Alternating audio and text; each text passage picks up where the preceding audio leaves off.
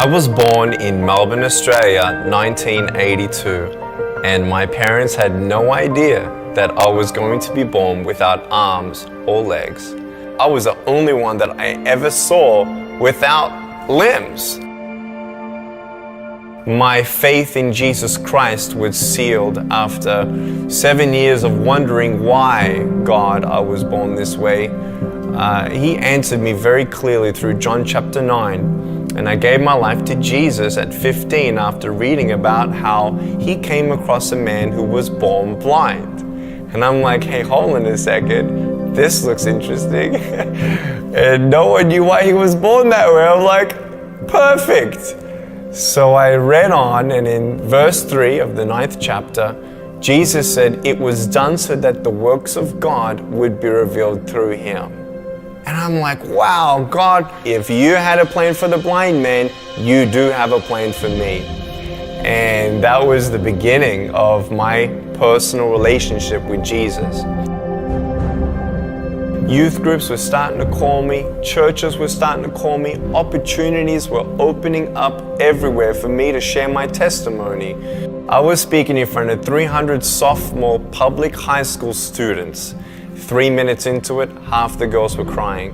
One girl in the middle of the room started weeping. She put up her hand and she said, I'm so sorry to interrupt, but can I come up there and give you a hug? In front of everyone, she came and she hugged me. She cried on my shoulder and whispered in my ear, no one's ever told me that they love me.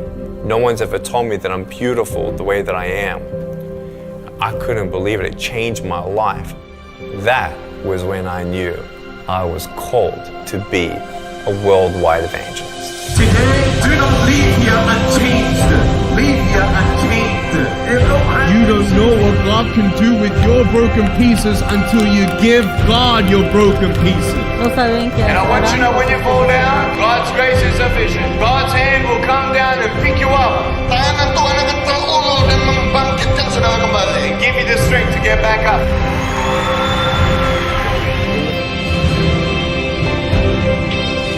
By the grace of God, we have seen face to face 500,000 souls say yes to Jesus and be plugged into a local church. As crazy as it sounds, our goal at Life Without Limbs Ministry is to preach to every single soul on the planet. 7 billion people.